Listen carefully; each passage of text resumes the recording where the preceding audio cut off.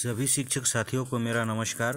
पिछला YouTube video में मैंने यूडाइस पासवर्ड को किस प्रकार रिस्टोर करें, रिकवर करें, इसके बारे में जानकारी दिया था।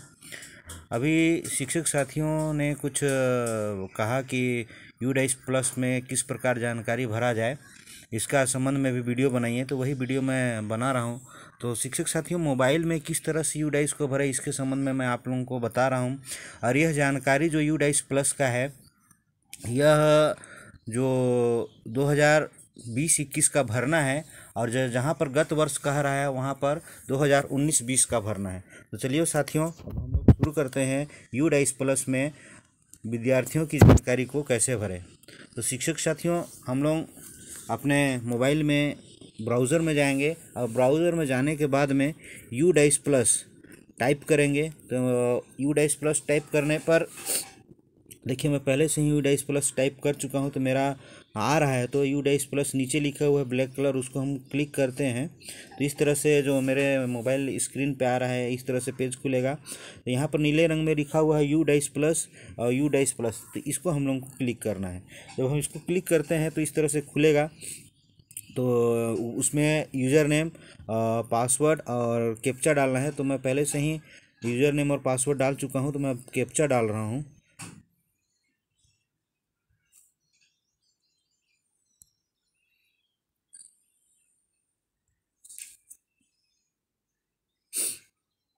कैप्चा डालने के बाद ये पेज इस तरह से खुलेगा शिक्षक साथियों। तो इसमें ये दिया हुआ है।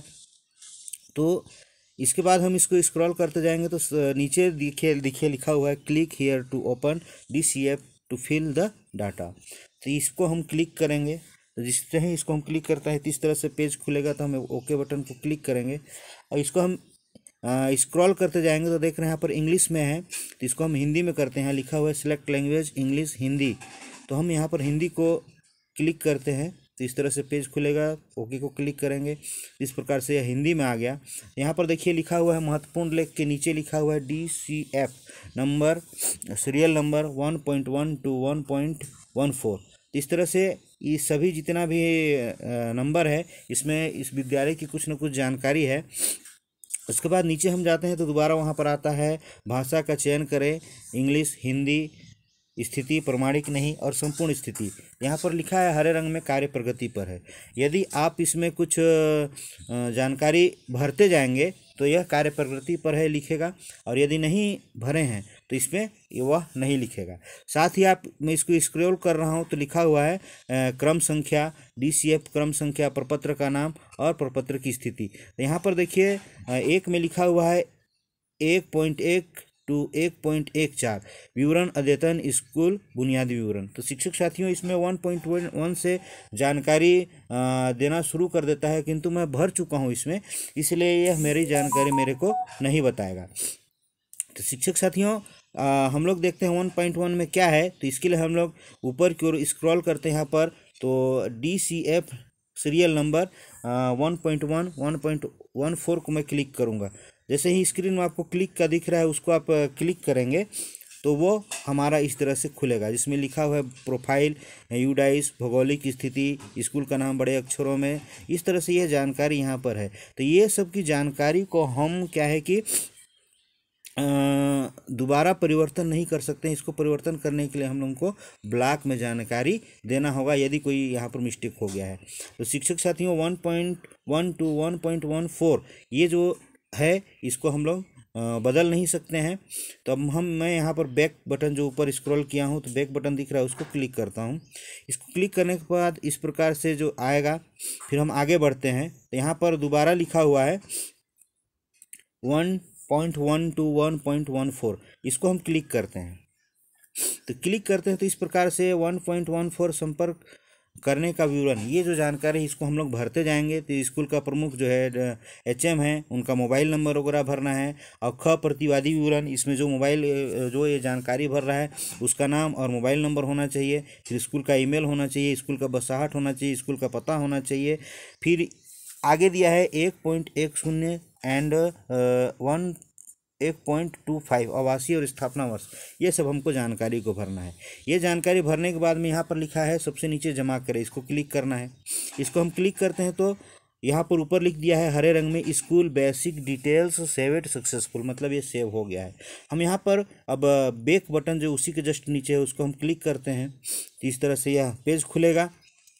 तो ये जो 1.1 to 1.14 विवरण अद्यतन स्कूल बुनियादी विवरण ये पूरा हो चुका है। एक बात और बता देता हूँ शिक्षक साथियों कि यहाँ पर बहुत सारी जानकारी भरना है, लेकिन ये सभी स्कूल का है, प्राथमिक, माध्यमिक और हाई स्कूल, हायर सेकेंडरी। तो शिक्षक साथियों यदि आप प्राइमरी का भर रहे हैं तो यहाँ पर जो माध्यमिक की जानकारी है या हायर सेकेंडरी की जानकारी है, हाई स्कूल का जानकारी है, तो उसे हमको यहाँ पर नहीं दिखेगा, मतलब ये क्रमशः नहीं रहेगा। हम दूसरा आप खोलते हैं 1.15 to 1.26 जिसमें श्रेणी लिखा है। तो देखिए मित्रों, मैंने यह श्रेणी वाला को पूरा भर लिया है, इसी वजह से हरे रंग में पूरा कर लिया है लिखा हुआ है।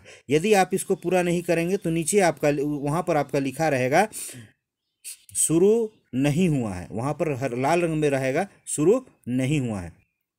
तो हम लोग उसको श्रेणी वाला को क्लिक करते हैं और जब हम श्रेणी को क्लिक करते हैं तो इस तरह से हमारा यह खुलेगा। तो उसमें विभिन्न जानकारी है, जैसे 1.15 में स्कूल की श्रेणी लिखा हुआ है तो वो हमको डालना है। तो यहाँ पर देख रहे हैं कि ये पहले से डला हुआ है तो इसको हम लोगों को करने की आवश्यकता नहीं है, स्कूल का प्रकार ये सब है। अब हम लोग जाते हैं 1.19 कक्षा में अनुभाग। तो यहाँ पर पहली कक्षा में कितना सेक्शन है उसको हम लोगों को भरना है, जैसे नीचे दिया हुआ है कक्षाएं अनुभाग संख्या।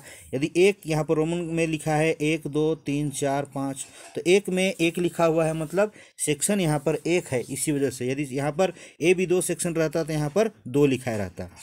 अगला है 1.2 स्कूल का स्थापना वर्ष, उसके बाद ये सब है। तो यहाँ पर स्थापना वर्ष 1962 लिखा हुआ है। अब उसी के नीचे जाते हैं 1.21 तो स्कूल को मान्यता मिलने का वर्ष। यहाँ केवल सरकारी सहायता प्राप्त और निजी सहायता असहायता प्राप्त स्कूल के लिए है। तो इस तरह से हम लोग को इसको भरते जाना है। और इसको भरने के बाद में यहाँ पर देखिए बहुत सारी जानकारी हमको भरते जाना है। तो स्कूल का उन्नयन वर्ष, CWCN की उसकी जानकारी देना है, आवासीय देना है। इस तरह से हम लोग इसको जानकारी भरते जाएंगे। और इसको भरने के बाद में हम लोग स्क्रॉल करते नीचे जाते हैं तो आगे लिखा हुआ है जमा करें और आगे और आगे। तो यहाँ पर जमा करें और आगे को क्लिक करना है। जब हम इस तरह इसको क्लिक करते हैं तो अगला पेज खुल जाएगा। यहाँ पर देखिए लिख दिया है हरे रंग में सक्सेसफुल, तो यहाँ पर सक्सेस हो गया है तो हम आगे बढ़ते जाएंगे। तो यहाँ पर भी देखिए 1.27 क्या अधिकांश छात्रों को प्राथमिक स्तर पर उनकी मातृभाषा में पढ़ाया जाता है। तो इस बात को ध्यान रखिएगा कि यह 2020-21 की ही जानकारी हमको भरना है। तो यहाँ 28 में देखिए लिखा है स्कूल में पढ़ाने का माध्यम क्या है। तो आपके यहाँ अगर हिंदी पढ़ाते हैं हिंदी माध्यम तो हिंदी को सिलेक्ट कीजिए, इंग्लिश है तो इंग्लिश को सिलेक्ट कीजिए। उसके बाद में 1.29 है कि विषय रूप में पढ़ाई गई भाषा। तो जो विषय आपके यहाँ चलता है वो विषय को आपको यहाँ पर लिखते जाना है। उसके बाद इसको स्क्रॉल करेंगे तो यहाँ पर लिखा है कि 1.34 नज़दीकी सरकारी सहायता प्राप्त स्कूल से स्कूल की दूरी। तो प्राथमिक आपके विद्यालय से प्राथमिक विद्यालय कितना दूर है, उच्च प्राथमिक कितना दूर है, माध्यमिक स्कूल कितना दूर है, उच्च माध्यमिक कितना दूर है, यह सब हम इसको भरते जाएंगे। उसका 1.35 में लिखा है कि क्या स्कूल का सभी मौसम में पहुंचने योग्य सड़क है। इस तरह से सभी जानकारी को हम भरते जाएंगे। 1.36 में आंगनबाड़ी के संबंध में है जानकारी, उसको हम भरते जाएंगे। उसके बाद में हम फिर इसको स्क्रॉल करते जाएंगे तो आगे जानकारी दिखा है कि 1.37 शिक्षण दिवसों की संख्या। तो यहाँ पर गत शैक्षिक वर्ष लिखा है। तो ध्यान रखिएगा साथियों, हमारा जो विद्यालय है 13 मार्च 2020 को बंद हुआ है। तो हमको भरना है, इसमें गत वर्ष लिखा है तो 2019-20 की जानकारी भरना है। तो उस वक्त हमारा विद्यालय कितने दिन लगा है उसको लिखना है। ध्यान रखिएगा 2020-21 में हमारा लॉकडाउन लगा था तो विद्यालय थोड़ा सा बंद था, तो हम लोग को 19-20 की जानकारी भरना है। तो यहाँ पर हम 19-20 की जो विद्यालय लगा है उसको भरेंगे। 1.38 बच्चों को के औसत स्कूल, बच्चों के लिए औसत स्कूल समय। तो अब बच्चे स्कूल में कितने देर ठहरते हैं तो 6 घंटा, इस सब आपको भरना है। उसी के बाद में है 1.39 तो यहाँ अध्यापकों के लिए औसत कार्य समय ये जो है उसको आप इसको 7 घंटा तो 7 घंटा भरते जाइएगा। इस प्रकार भरने के बाद में जमा करें और आगे को क्लिक कीजिएगा। एक बार मैं दोबारा आप लोग को बताना चाह रहा हूँ शिक्षक साथियों कि यह जानकारी 2020-21 की भरना है, और जहाँ पर गत वर्ष की बात आएगी तो समझ जाइए कि उसको 2019-20 का हमको भरना है। अगला है शिक्षक साथियों, यहाँ पर देखिए लिखा हुआ है, ध्यान दें, लाल रंग में लिखा हुआ है, ध्यान दें कि इसमें एक मुख्य DCF है। प्रत्येक श्रेणी के स्कूल के लिए 18 संस्करण तैयार किए गए हैं। केवल आपकी श्रेणी के स्कूल में संबंधित प्रश्न ही आपको दृष्टिगोचर होंगे। इसका मतलब यह है कि आपके स्कूल के लिए जो प्राथमिक स्कूल के लिए लागू होगा वही दिखेगा, माध्यमिक स्कूल के लिए जो भी होगा वही लागू होगा। जैसे यहाँ पर दिख दिया है 1.40, क्या CCE को स्कूल में लागू किया जा रहा है, तो प्राथमिक यहाँ पर 1 हाँ और 2 ना। यहाँ प्राथमिक विद्यालय का खोला हूँ इसलिए प्राथमिक लिखा हुआ है, तो हर स्कूल में CCE तो लागू है, तो यहाँ पर हाँ भी कर देना है। और कम है कि क्या छात्रों का संचयी रिकॉर्ड रखा जाता है, तो हाँ रखा जाता है। यदि हाँ तो छात्रों का संचयी रिकॉर्ड उसके माता पिता को दिखाया जाता है, तो आप दिखाते हैं तो इसको आप क्लिक करते जाएंगे। इस प्रकार से और भी जो भी जानकारी है इस तरह से आप लोग भरते जाइएगा। यहाँ पर देखिए लिखा है 1.43, क्या कोई स्कूल से बाहर वाले बच्चे स्कूल में नामांकित हैं और विशेष प्रशिक्षण ले रहे हैं, तो ये यदि आप विद्यालय में ले रहे हैं तो हाँ, और नहीं ले रहे हैं तो नहीं, आपको इस तरह से भरते जाना है। और यदि आप यहाँ पर हाँ कर देते हैं तो पूरा ये जानकारी आपको नीचे जो लिख रहा है, वर्तमान वर्ष में विशेष प्रशिक्षण हेतु नामांकित छात्रों की संख्या, ये सब आपको भरते जाना है। उसके बाद आप इसको पूरा भर लेंगे तो आगे यहाँ पर है 1.14, इसमें लिखा है वर्तमान वर्ष में उपचारी प्रशिक्षण ले रहे विद्यार्थियों की संख्या। आपके उपचारी प्रशिक्षण बच्चे कितने ले रहे हैं वो संख्या आपको डालना है। और 1.45 शैक्षिक सत्र कब से शुरू होता है, तो यहाँ पर हमको लिखना है। तो आपके यहाँ जून से यदि चालू हो रहा है तो यहाँ पर हम इसको क्लिक करेंगे, तो यहाँ पर देखिए पूरा माह बताया है, तो यहाँ पर जून से शुरू हो जाता है हमारे यहाँ, इसलिए यहाँ पर जून से क्लिक किया गया है। तो आपके यहाँ जो भी होगा उसको आप क्लिक करेंगे। उसके बाद नीचे लिखा हुआ है 1.46, क्या वर्तमान शैक्षिक वर्ष में पाठ्य पुस्तकों का पूरा सेट प्राप्त हुआ है, तो यहाँ पर 2020-21 में जो आपको सेट प्राप्त हुआ है उसी को आपको यहाँ पर लिखना है। क्योंकि यहाँ पर गत वर्ष नहीं लिखा है इसलिए हमको गत वर्ष का नहीं डालना है, 19-20 का नहीं डालना है, यहाँ पर हम 20-21 का ही डालेंगे। तो इस तरह से हमारे विद्यालय की सभी जानकारी हमको यहाँ पर भरते जाना है। यहाँ पर देखिए लिखा है नीचे में 1.49, गत शैक्षिक वर्ष के दौरान स्कूल के दौरों के विवरण। तो यहाँ पर ध्यान रखिएगा कि हमारा 2019-20 में, यहाँ गत वर्ष लिखा है 19-20 में शैक्षिक निरीक्षकों की संख्या कितना है उसको भरना है। CRC कितना बार आए हैं, ब्लॉक स्तर के अधिकारी कितने आए हैं, ये सब हमको भरते जाना है। जब हम इसको भर देते हैं तो हम जमा करें और आगे को बढ़ते जाएंगे। तो शिक्षक साथियों इस तरह से हम लोग इसको भरते जाएंगे तो हमारा ये आगे बढ़ते जाएंगे। यहाँ पर देखिए हरे रंग में सक्सेसफुल लिख दिया, मतलब वो हमारा क्लियर हो गया। आगे देखते हैं कि 1.50, क्या स्कूल प्रबंधन समिति का गठन किया गया है, तो यहाँ गठन किया गया है, तो हाँ, तो उसमें समिति के सदस्यों के बारे में जानकारी है, इसको आप भरते जाइए। इसको भरते जाने के उपरांत आप जितनी भी जानकारी है उसको आप भरते जाइए। उसमें आपको सदस्यों की संख्या कितनी है वो पूछेगा। यहाँ पर देखिए क नंबर में SMC में सदस्यों की कुल संख्या कितने हैं, ख नंबर में अभिभावकों की संख्या कितना है। उसके बाद नीचे लिखा है ख की संख्या में निम्न संबंधित अभिभावकों की संख्या, ST उसमें कितने हैं, SC कितने हैं, ये सब अल्पसंख्यक कितने हैं, ये सब हमको जानकारी भरना है। अब यहाँ पर देखिए ग में स्थानीय प्राधिकरण, जैसे वहाँ पर आपने अपने समिति में पंच, सरपंच, BDC, DDC, विधायक किसी को भी रखे होंगे तो वो जानकारी रखना है। और गांव के जो शिक्षाविद हैं उनका नाम डालना है। घ में शिक्षकों की संख्या, उसमें स्त्री पुरुष देख करके हम लोगों को भरते जाना है। उसके बाद में विद्यालय का खाता नंबर वगैरह जितनी भी जानकारी हैं इसको हम लोग को भरते जाना है। एक बात ध्यान रखिएगा शिक्षक साथियों, यहाँ पर च नंबर में लिखा है कि गत शैक्षिक वर्ष के दौरान SMC द्वारा आयोजित बैठकों की संख्या, तो उसमें आप लोगों ने कितना बैठक आयोजित किया था 2019-20 में, SMC की कितनी बैठक हुई है उसकी हमको जानकारी यहाँ पर च नंबर में भरना है। यहाँ गत वर्ष बोला है तो उसको देखना है। और इसके बाद में जितना है बैंक का खाता नंबर, ये सबको हम लोगों को भरते जा रहे हैं।